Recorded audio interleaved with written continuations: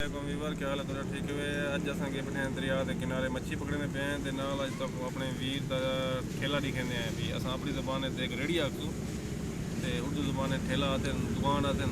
ते असां उदा को दिखवेसूं अज के अज साडे पुराने जेह्ड़े बेली हैं साडे वीरान पार्टनर उदा को दिखेंदे हैं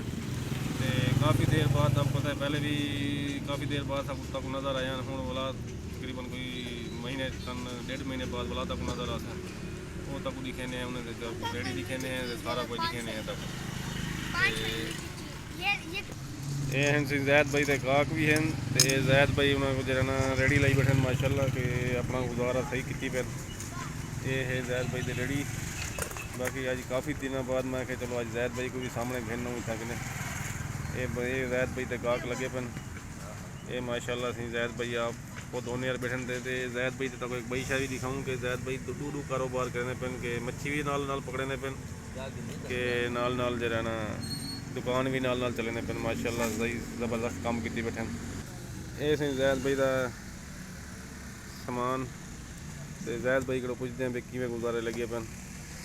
अस्सलाम वालेकुम जैद भाई। वालेकुम अस्सलाम नादर भाई क्या हाल है? ठीक ठाक शुक्र अल्हम्दुलिल्लाह बड़ी देर बाद नज़र आने पे असा के अज अपने व्यूवरां को दिखाऊँ कि जैद भाई भी माशाल्लाह इतने किने हैं ये सी दरिया के किनारे से लई पेन माशाल्लाह अपना ठेला लई पेन तो जैद भाई कने पुछते हैं भी क्या रोज़गार सही लग्या पे माशाल्लाह या कोना जी सही नादर भाई अल्हम्दुलिल्लाह सब तो पहले तो देखने वाले सारे बिरावे को बेड़ी को जितने भी लोग देखते हैं सारे को सलाम मेरी तरफों काफ़ी अरसे बाद वीडियो बढ़े पियूँ तो इंशाअल्लाह कितने भी बढ़े रहे वैसू तो बस कम को ना मैं कहा चलो ये भी कम करते रहो कम दे कोई भी है कम उन्हें बेड़ा को नहीं रोज़ी जो भी है रोज़ी करनी चाहिए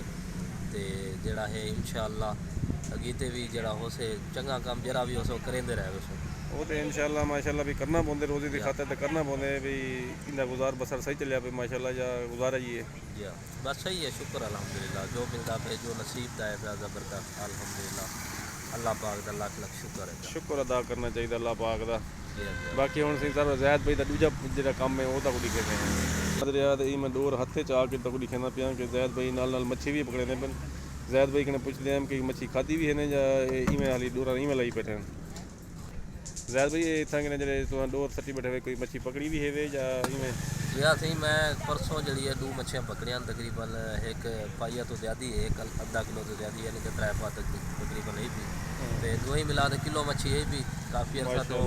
दिल करे ना पाया कि ताज़ा मच्छी खावन का और मिल गई नसीब दे चाहिए। अच्छा आज साढ़े वीडियो का एंड भी तुसा करो सवाई काफ़ी देर बाद आए हुए जी हाँ इंशाल्लाह ठीक थी तो सारे देखने वाले बिरावे को एक रिक्वेस्ट है भी नादर अब्बास वर्कर व्लॉग को एक जो चैनल है मिनी व्लॉग एक तो सब्सक्राइब करे सो चंगे कमेंट करे सो यानी वीडियो देख सो शेयर करे सो लाइक करे सो तो इवें ही साड़ी सपोर्ट करे सो अल्लाह हाफिज़।